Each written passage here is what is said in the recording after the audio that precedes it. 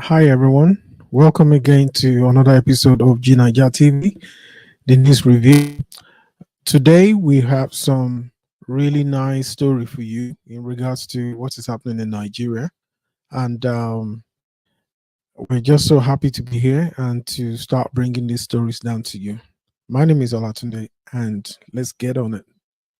So the first story we're actually bringing out today is we all know that in terms of the naira has been devalued, and a lot of people traveling by air in Nigeria. I mean, it's things have just gone crazy. Usually, you're able to buy a return ticket.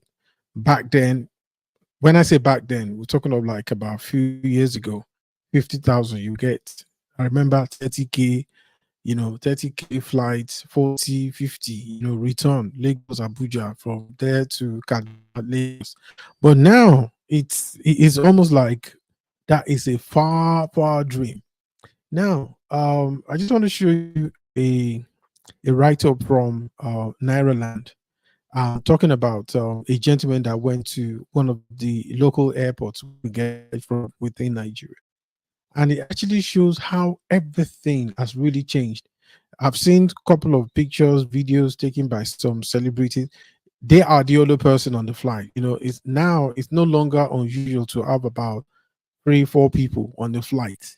Unbelievable. Now let's look at this now. So I just need to share this with you very quickly. And right, there we go. So what is it? Flight ticket from Lagos to Abuja now is about 143K. Just hang on. Don't think that's return flight. That's not return flight. That's just a one-way ticket. 143,000 naira one way. So it says if Lagos to Abuja are struggling to get passengers, why are some governors still building airports? Starting empty. It says empty airport this morning. Ticket Lagos to Abuja is 143K. Return ticket Lagos Abuja isn't 143K. It's actually 350K. That 143K is for one way ticket. This is how bad the country has become, and is due majorly to the greed and wickedness of the airline companies and the federal government irresponsibility to its citizens. Nigerian air flight is the most expensive for both domestic and international flights across the world. This can't be normal. It's pure wickedness. And here's a picture of passenger lounge at the local airport. Now, I'm not sure whether this is in Lagos or where this airport, but I think it must be Lagos airport, really. I mean, just imagine, where is everybody? Where are the passengers? So this is supposed to be a realistic picture of how things are right now at the moment. Where people get, there's hardly passengers around. So obviously this gentleman or this lady, basically, they're actually waiting for their flight, and they decide to sort of take this unusual picture, because this is normally, if air flights were actually affordable, everywhere would be brimming with passengers. Everyone. So you can see here's another pictures here. You can see nobody around. So it's like saying nobody home. So I have some comments here. So someone said, "LOL, my first ever flight was 2015, Lagos to Abuja, paid 20K." Did you hear that? In 2015, how many years from that? Say roughly about 9 years. I paid 20. See how bad Nigeria has become. And I remember back then, a lot of people were like, 20K was a lot of money. Then someone else said, country generally is bleeding to death. Tinubu and his set of economic rescue teams, the vice president, central bank, finance minister, defense minister, NSA to president. I won't say what the guy wrote last. There's someone else said this the month past the airlines owner themselves. This should be a worry to Onyema and Co, not you. What would a full airport do for you? You become more. Uh, some people shout. Somebody's trying to make a point, and that's all they can talk about. Then someone else said in 2014, the very first time I entered flight from Lagos to Abuja, I paid 12K. I can't remember the airline I used. It was a new company doing promo. In 2024, it's now over 200K. How much will it be in 2034? Hmm, that's a good one. So there you have it, folks. So I mean, can you just give your views on the comment section? Let me see what people are actually thinking about. What do you guys think about this situation?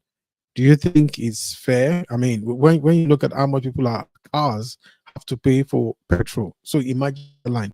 How do the airlines themselves? How on earth are they going to make any profit? Like seriously, how are they supposed to? Number one, with the number with almost non-existent passengers, how are they going to pay their bill? Anyway, so the next story I've got for you has to do with budget padding. This one is really hilarious. It's not for the impact on the nation. You know, we'll have said we will maybe a joke, but this is really, really serious. Just give me a minute and I'm just going to share this with you. This is just unbelievable. Seriously. And it just shows where the cancer that is eating up Nigeria is. Bolly said it that we are our own worst enemy. You know, when we talk about the government, government is supposed to be a reflection of the people. So when you see those in government, know that they are our representative. It's like looking at a mirror. So if what you're saying in the mirror is look like very bad, very like nonsensical, you're looking at yourself. If you're looking at people that you said, oh, they are that, you're looking at yourselves. So this story is about, it said budget pattern. What consign So it says what consign ocean and marine with uh keke distribution. Budget IT ask. It said Nigerians, when you think you have seen it all, the Nigerian Institute of Oceanography and Marine Research at Naomri, Lagos has an allocation of over 5 billion to construct roads. The same institution is constructing street lights with 1.5 billion and supplying tricycles and motorcycle with over 300 million. Please, what concerns ocean and marine research with road construction and distribution? And yeah, well, allegedly, I just hope this is not a fake budget status, but this is what they've actually got there. So oceanography, obviously, you're talking about that deals with oceans, Institute of Oceanography and Marine Research. Why would they be dealing with Kekemawa and light building? What has that got to do with anything? What has that got to do with Kekemawa? What has that got to do with construction? In terms of their budget. This is one of the. I mean, if this is a genuine this in of a budget itself, then it's such a sorry state of affair. Like seriously, if this indeed is the real thing, how do you justify? I just say that the nation is just being raped left, right, and center. Just anybody just comes and just do their thing and disappear. Nobody sends anybody. So if you are sharp and that's it, you call it sharp. And this is like the people that are killing the nation. I mean, how do you justify that? So someone said, comment section, someone said, finished country. Then someone said, oceanography and marine research is into road construction and keke napep. They are focused on what they want to steal to the extent it has clouded their reasoning. They should have looked at other better projects to call it. Painful is that nothing will happen even after this publication. And it says this Tinubu regime is just the true definition of fantastically corrupt. Not my word, I'm just reading what he said. I don't think, I mean, This is just unbelievable. Just unbelievable. It says he made Bradley look like hero. Oh, come on. The former president was really bad. It was like things, corruption was like going out of fashion. Constituency project and nothing else. The projects were not initiated by the school, but inserted into the school's budget by lawmakers. You sure? You all want lawmakers to attract projects to your constituency, but you still come and cry about it if you don't want budgetary provisions like this. Tell your elected lawmakers to stop constituency projects. Tinubu has nothing to do with constituency projects. It's your lawmaker from APC, PDP, Labour Party that inserted the project in the budgets of MDAs. So you see, there's a lot of finger pointing. So how are we going to be having this? At this rate, how long does it, the nation state survive? If we're doing this, how long? Next story. So now this one is another. You see, when all this nonsense are going, they have some. I won't say on. There are some negative impacts that it actually has on the wider society. People are hungry. Most people who have never been into hardship for the first time ever, they are in it. So without much ado, let me just quickly share this out. It's about a thief that was caught. And when the guy was caught, it's not an excuse to say, oh, it's because I'm hungry. I mean, obviously, it's like say, hey, I am. So where's the nearest bank? Let me go and read the nearest bank because I'm broke and I need money. Doesn't make sense. But so also, you can't really say that because there is hunger in the land, that you go and steal. It's really sad. So what's happened with this guy is that he was caught and now he was now asked to climb by the same way he entered. Just watch this. This actually has a video. This has a video. It says, moment a thief was caught red-handed inside a home and to come out the same way he went in. So, wow.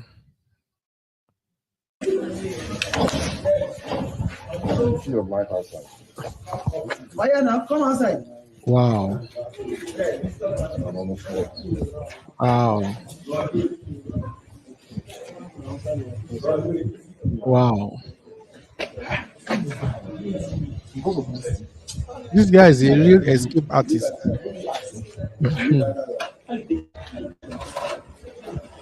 A real escape artist. Wow. See how small those burglary bars are, and he still managed to squeeze himself in. Wow. Wow. That's very sad. Very, very sad. What will compel somebody to have to undertake that?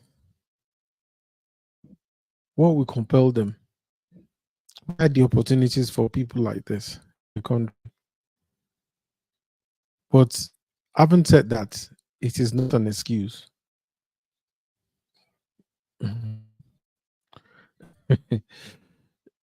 There's some comments here. I don't think I will read them. Let me just mind my language. Somebody said in the comment section, they said, this is the second most embarrassing thing in the world. It should be punished severely for this. Thieves aren't kind. They are callous and wicked. Very true.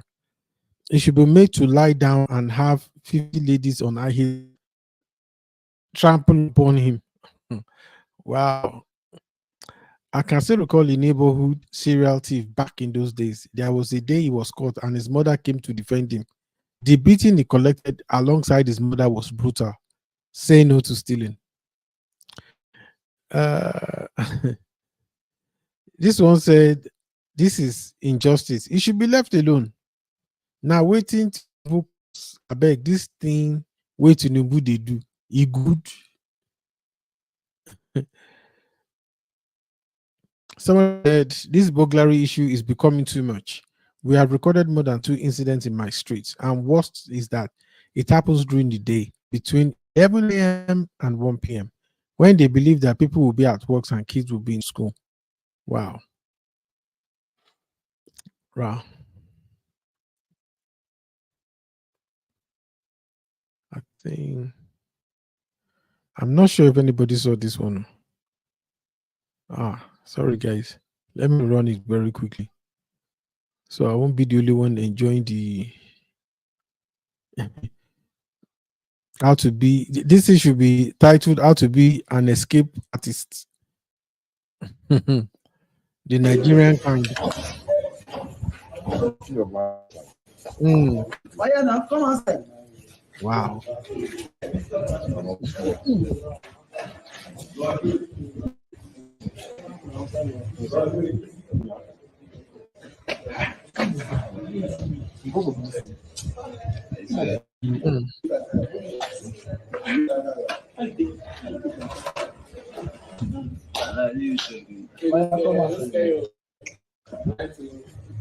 Wow, this is terrible.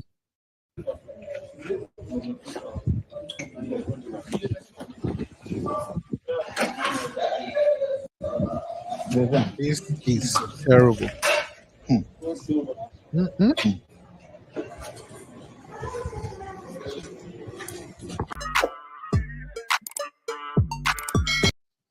Great Nigeria. How has it come to this?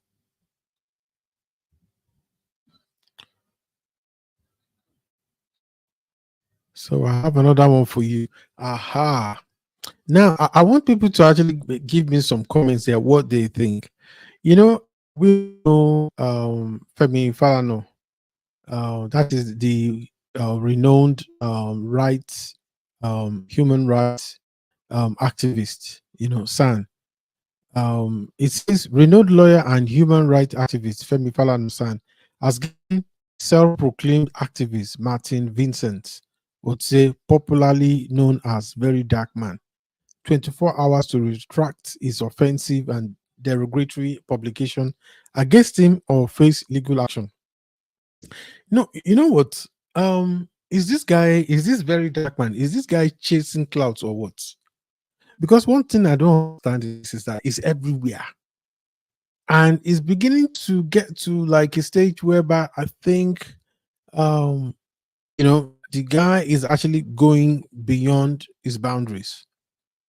I mean, look, if you want to be self-proclaimed, looking for things, but just goes anywhere, picking people up, fighting the daughters of entrepreneurs, fighting celebrities. I mean, look, I don't send risky, but uh, Bobrisky, the guy, has decided that he is not a guy. So that's his problem. So I think as he's not asking for recognition on that, but this guy has been fighting Bobrisky, is fighting loads of people where pastors.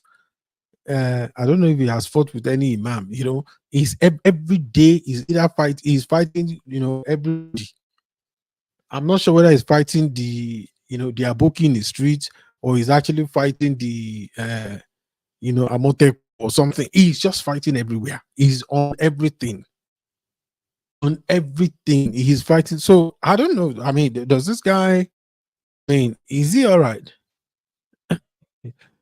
Or how can you, because I thought you're supposed to choose your battles wisely, of people to really attack and make allegation against Femi Falana San, human rights activist extraordinaire. In fact, I think this guy, I think his village people are choosing him. Like, seriously. In a letter from Falana legal counsel, oh, I think I need to share this. So, if anybody, if any of you know Mr. Very Dark Man, man, this guy needs help. Seriously, he needs. I don't know whether he has. Maybe he's on the quest for self destruct or something. So as you can see, he said renowned lawyer Human rights activist Femi Falana has given self-proclaimed activist Martin Vincent very dark matter to retract his offensive derogatory publication against him. Basically, the guy from Very Dark Man claimed that Falana demanded 10 million naira from cross-dresser Idris, known as Brisk, in exchange for removing his name from the records of the Economic and Financial Crimes Commission. Olawale characterized Very Dark Man's statement as a vicious, wicked, and reckless ploy designed to tarnish Falana's reputation among the public. Olawale stated emphatically that without any fear of contradiction, Falana has never spoken to Risky the guy. That's what I call Bob Risky. The boy is risky regarding any alleged pardon or any other matter.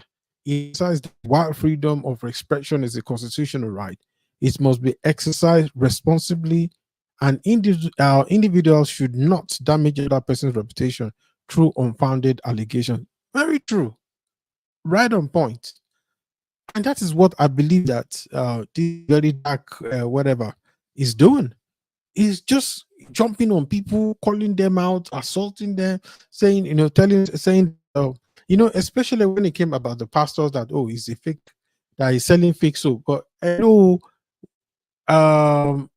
understand. I thought if you believe in something, if the members of that church believe that, the item that is being sold to them, the members of the church not go to go and report anything.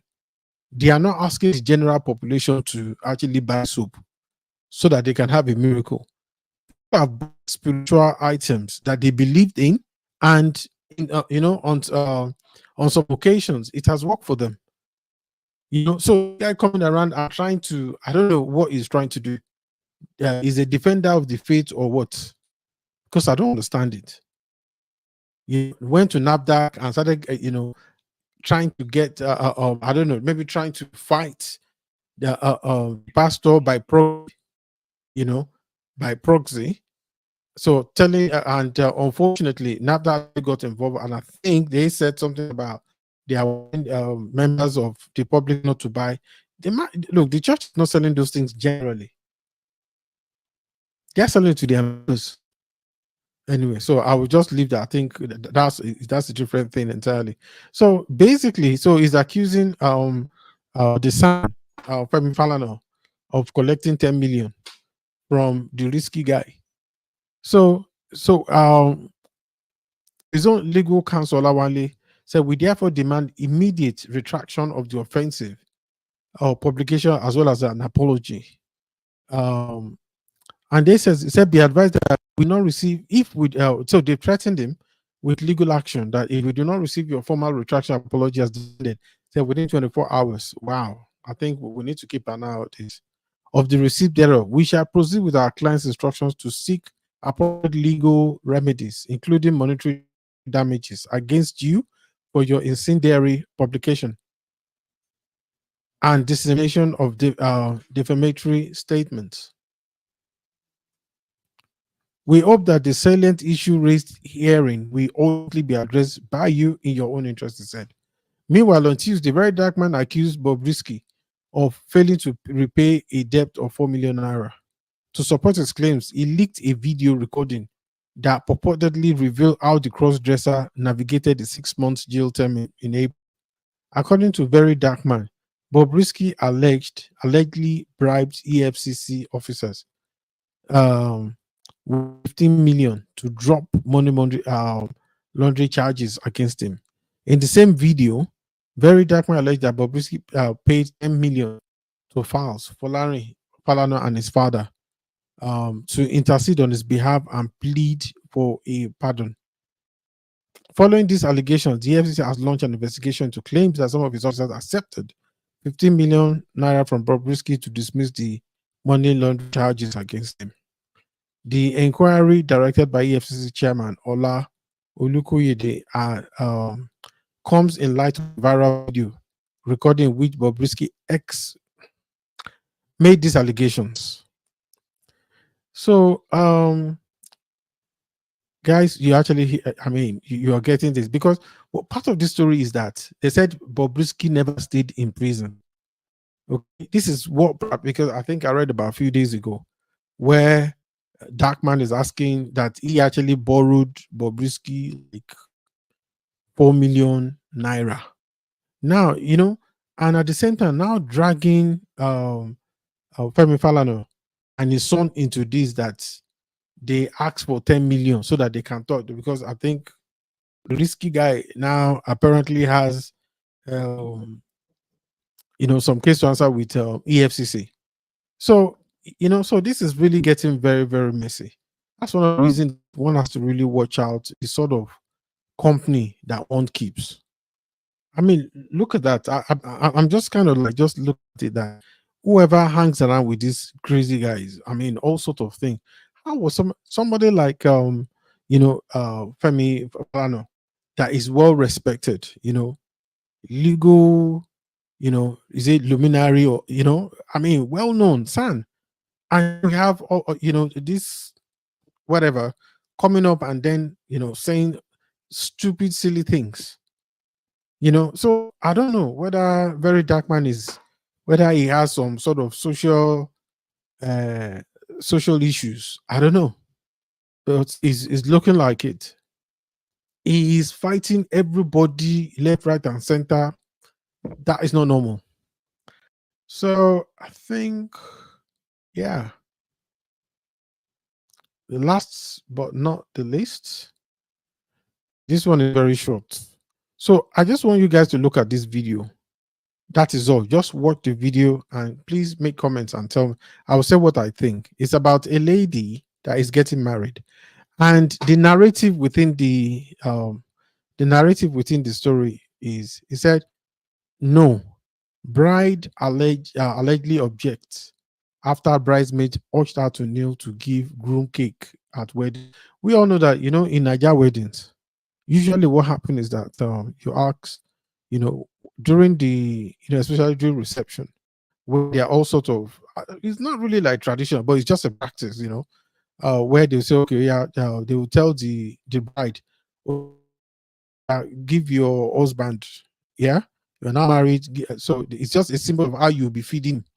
Yeah, and usually, with the culture, doesn't matter what part of Nigeria you come from, what people would do is that the bride, I mean, what usually the bride would do is that she will kneel down. They always have this grand, big, chair in the reception, well decorated and all that. So as you can see from the picture here, um, that's our lucky guy there. I hope he's lucky. And I hope, well, this thing is not being misinterpreted, but I want everyone to tell me what they actually think. So it says that I think one of the bridesmaids urged her to kneel to give the groom cake at the wedding, and she said no. And that is where the actual video itself ended. So you can imagine, if this is really true, say for instance, I mean, I believe that it could be something else, but we can't really say for a certainty that definitely that's what really happened. So it could well be that maybe there has been a fight, and when I say fight, but that was too early to fight. You just got on your wedding day.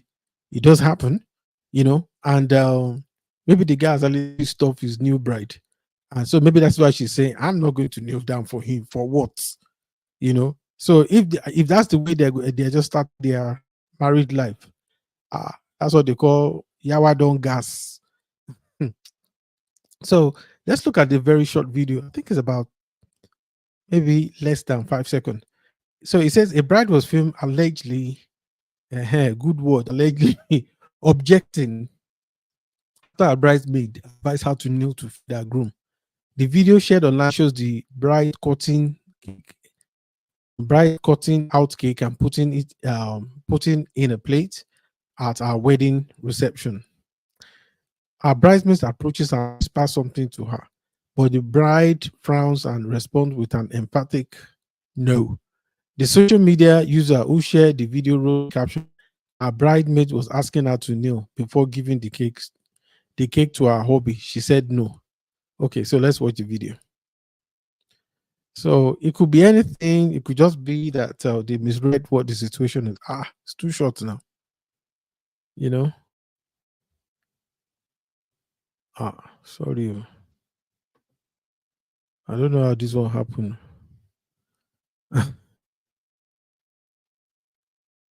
So this is what it is.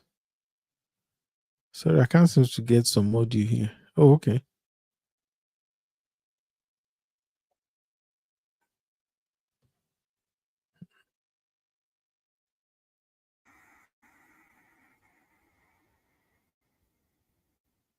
Mm.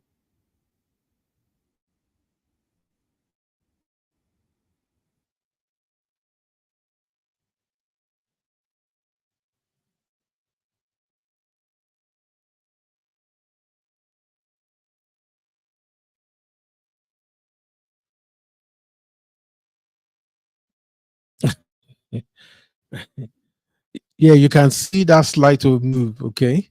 So, I mean, what do you guys think? Do you think that is exactly what plays? I don't think she looks like a very lovely bride. She doesn't look, I know they don't write it on people's face, but I'll be surprised if, a bride that is looking this lovely to now spoil it with, do I send you? You know, you understand that sort of. So, I think I'm just hoping that that's not what really happened. So I mean, guys, what do you think? Do you think it represents exactly what took place, or you think it's not just that, it's definitely something else?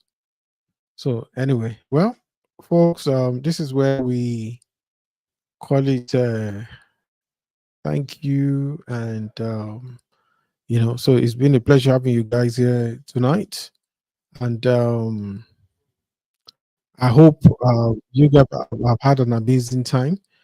So we're actually looking to see you guys again, same time tomorrow. And so from me, Olatunde, it's good night and God bless. Thank you guys. Good night.